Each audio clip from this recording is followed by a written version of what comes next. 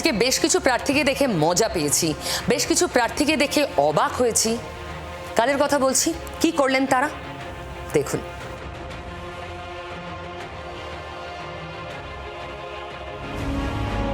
সকাল থেকে মেঘলা আকাশ, মাঝে মধ্যেই টিপটিপ বৃষ্টি, আবহাওয়া মোটের উপর মনোরম।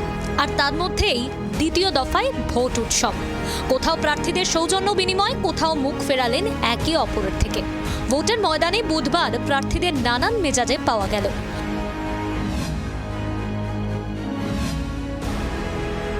মুখোমুখি হলেন, একে অপরের উল্টো দিক দিয়ে হেঁটেও গেলেন, কিন্তু কথা বললেন না কেউ কারো সঙ্গে। মানিকতলার বিদায় বিধায়ক সুপ্তি পাণ্ডের মেয়ে শ্রেয়া পাণ্ডে এবার তৃণমূল প্রার্থী। অন্যদিকে বিজেপির টিকিটে লড়ছেন তাপস রায়। দুই প্রার্থী একে অপরের মুখোমুখি হলেও সৌজন্য বিনিময় হলো না তাঁদের মধ্যে। বাগদায় এবার ননদ বৌদির লড়াই। বিজেপি সাংসদ ও কেন্দ্রীয় প্রতিমন্ত্রী শান্তনু ঠাকুরের স্ত্রী সোমা ঠাকুরকে প্রার্থী করেছে গেরুয়া শিবির। অন্যদিকে তৃণমূলের টিকিট পেয়েছেন মতুয়া বাড়ির সদস্য মধুপর্ণা ঠাকুর। মধুপর্ণা আবার তৃণমূলের রাজ্যসভার সাংসদ মমতা ঠাকুরের মেয়ে। দ্বিতীয় দফার ভোটের দিন মুখোমুখি হলেন দুজন।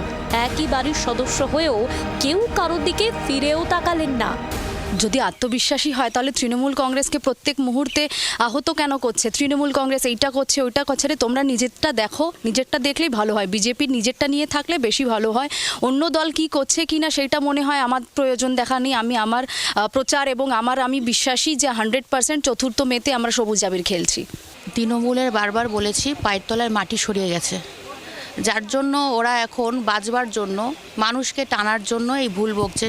সাধারণ মানুষ এখন বুঝে গেছে, সাধারণ মানুষকে আর চোখে আঙ্গুল দিয়ে বোঝানোর মতন আমাদের কিছুই নেই। ওরা নিজেরাই বুঝে গেছে যে এই দীর্ঘ 15 বছর যেভাবে এই সরকারটা চলল। উল্টো ছবিও উঠে এলো। বুথ পরিদর্শনে গিয়ে একে অপরকে জড়িয়ে ধরলেন আরামবাগের সিপিএম তৃণমূলের দুই মহিলা প্রার্থী বিথিকা পণ্ডিত ও মিতা বাগ। আমি সবসময়ই বলছি, ভোট হোক একদম সম্প্রীতির সঙ্গে, সৌহার্দ্যের সঙ্গে, যেন কোনো রক্ত না ঝরে, যেন কোনো মারপিট অশান্তি না হোক। ফলাফল জনগণের উপর। এখানে আমাদের কোনো হাত নেই। আমরা তো আর বিচার বিবেচনা এখন থেকে করতে পারবো না। একটা মহিলা, আমি একটা মহিলা, সে একটা দলের ক্যান্ডিডেট, আমি একটা দলের ক্যান্ডিডেট। আমরা মানুষ, এটা সব থেকে আগে ভাবতে হবে। সে একটা দলের ক্যান্ডিডেট বলে আমি তাকে মুখ ঘুরিয়ে চলে যাবো, না, এটা ঠিক নয়।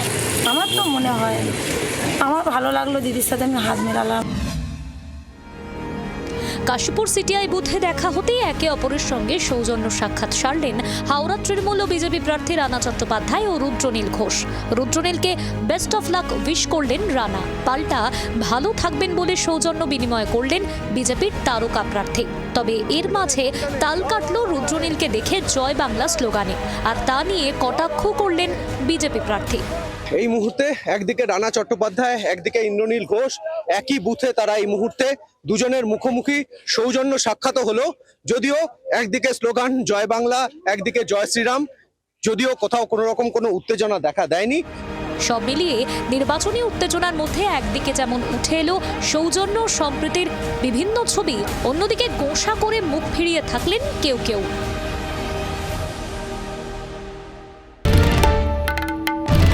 বাংলার আওয়াজ, বাঙালির আবেগ, জি 24 ঘন্টা।